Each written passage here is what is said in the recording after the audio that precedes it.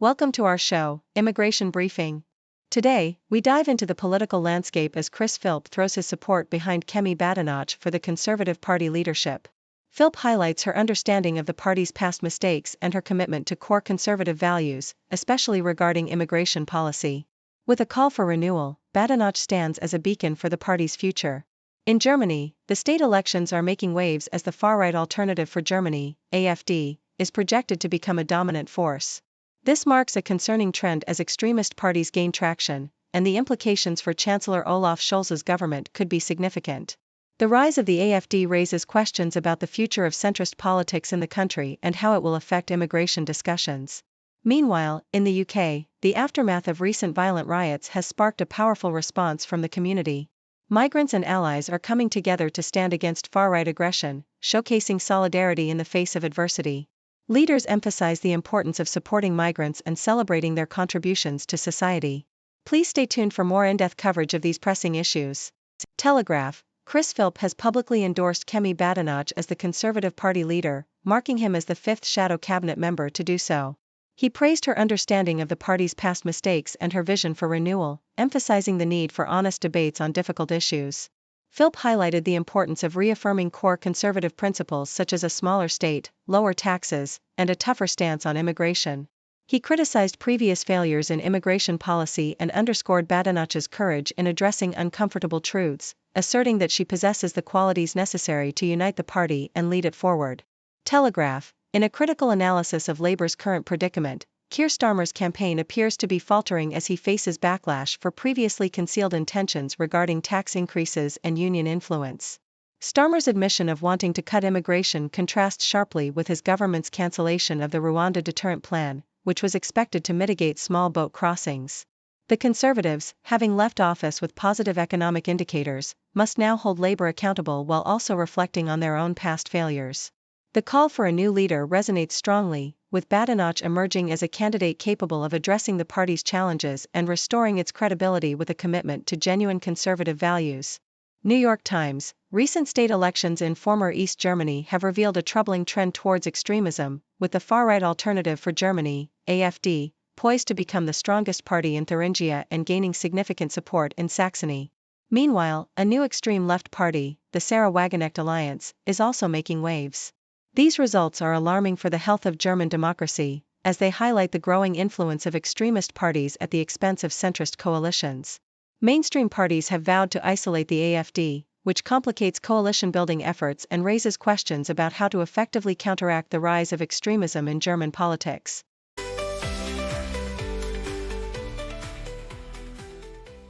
BBC reports that Germany's far-right party, the Alternative for Germany, AfD, is projected to achieve a significant electoral victory in Thuringia, with expectations of garnering 30.8% of the vote, outpacing the Conservative CDU by over 6 points.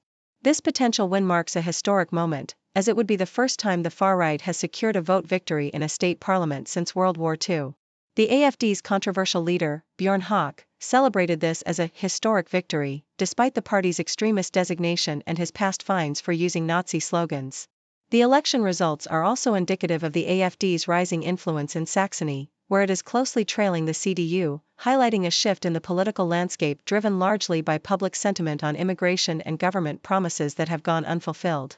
The Independent highlights the aftermath of recent far-right riots in the UK, which were fueled by misinformation surrounding the tragic murder of 3 young girls, leading to violence targeting migrant communities. Amidst the chaos, many migrants, like Augusta Ichua, expressed feelings of vulnerability and fear, while community organizations rallied to counter the violence with peaceful protests.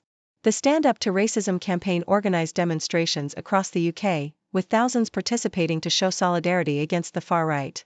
Despite the threats, the community's resilience was evident as they came together to support one another, with many organizations like the Hackney Migrant Centre continuing to advocate for migrants' rights and safety, emphasizing the vital contributions of migrants to society.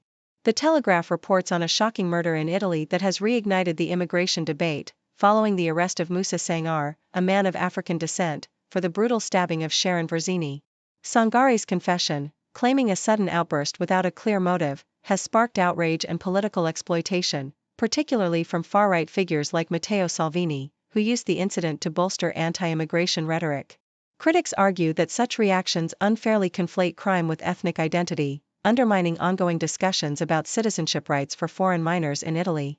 The incident has not only highlighted the complexities of immigration but also the societal tensions surrounding identity and belonging in contemporary Italy.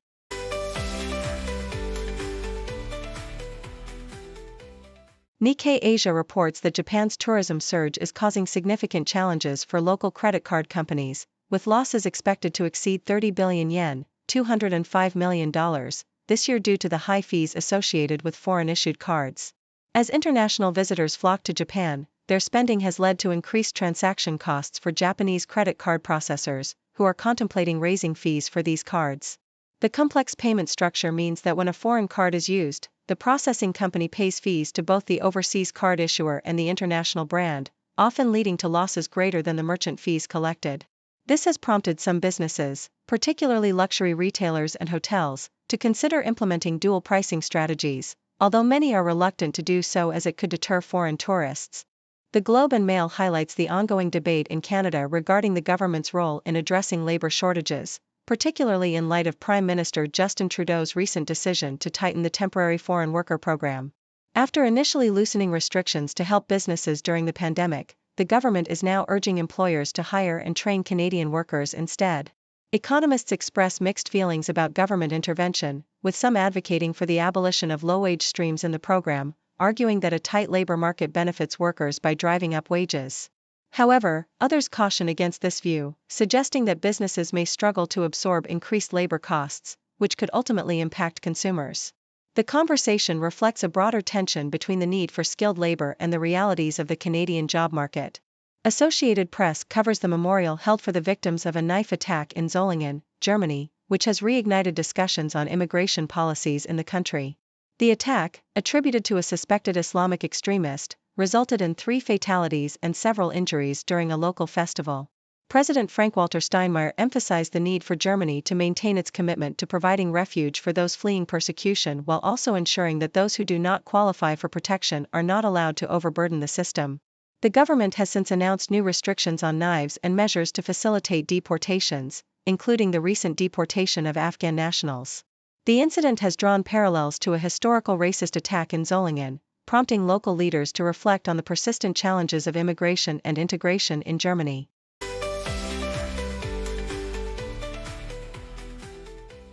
The Toronto Star reports on the Canadian government's recent shift in immigration policy, particularly regarding the temporary foreign worker program.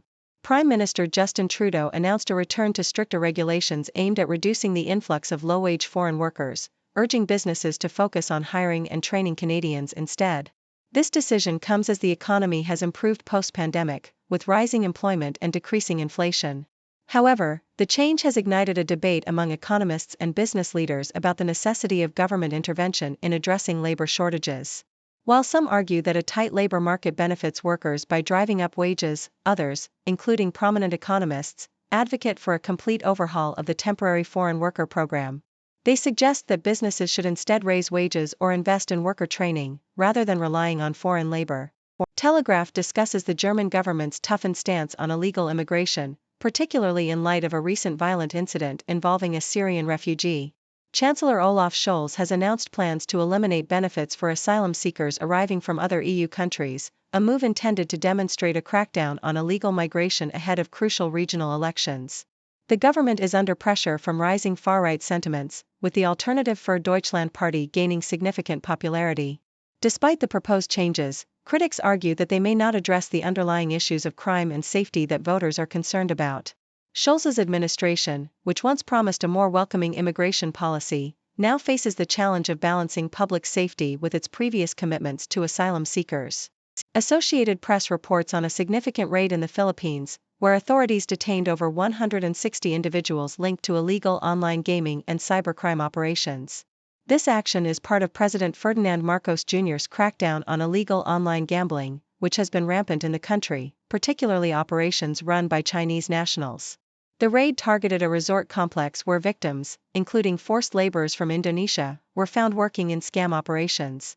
The Philippine government is intensifying its efforts to combat these illegal activities, which have been associated with a range of serious crimes, including human trafficking and financial fraud. The crackdown has garnered support from China, as it aims to dismantle the operations that exploit foreign nationals and violate local laws.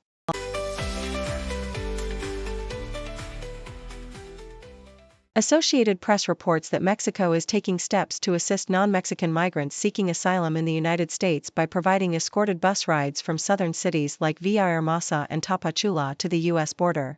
This initiative aims to encourage migrants to apply for asylum appointments in southern Mexico, especially following the U.S. government's recent expansion of access to the CBP-1 application. While many migrants have faced challenges waiting for appointments in southern Mexico due to limited job opportunities, the new program includes a 20-day transit permit for legal passage through Mexico, as well as security and meals during the journey. This move is also intended to deter dangerous treks north, which have resulted in tragic incidents, including the recent deaths of 3 migrants in a highway accident. The Independent highlights resurfaced comments from J.D. Vance, the Republican vice presidential nominee, in which he criticized professional women for prioritizing careers over motherhood. In a podcast interview, Vance claimed that this choice leads to a path to misery, suggesting that women who pursue high-powered careers ultimately find themselves unfulfilled.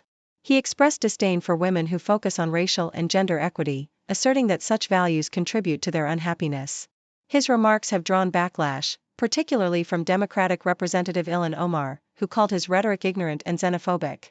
Vance's history of controversial statements about women and immigrants has resurfaced, raising questions about his views and their implications in the political landscape. The Sydney Morning Herald discusses the rising costs associated with card surcharges in Australia, which have become a significant financial burden for consumers.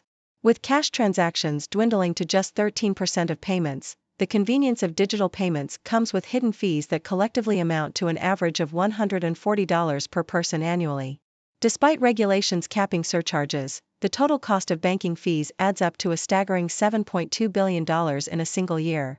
The Reserve Bank of Australia is set to review these surcharges, potentially considering a ban similar to those in the UK and Europe.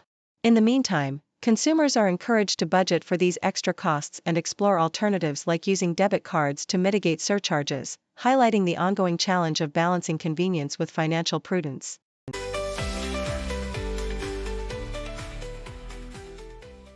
Thank you for tuning in. The content above showcases the latest briefing reports and analytical synopses, thoughtfully curated by the 6Do team. These insights stem from a wide array of reputable media outlets, think tanks, government sources, and specialized experts worldwide. We encourage you to explore these sources for a comprehensive perspective. Keep in mind that while the content may not always align with the official standpoint of 6Do Brief, it's not meant to be taken as absolute directives for decision-making. Comprising seasoned media professionals, learned scholars, and accomplished scientists, the 6Do team embodies a trailblazing, fully independent media entity. To customize 6Do Brief to meet your professional needs, you have the option to subscribe to a diverse array of briefings on our website, 6dobrief.com. Regardless of your location, you can conveniently receive 6Do Brief via email.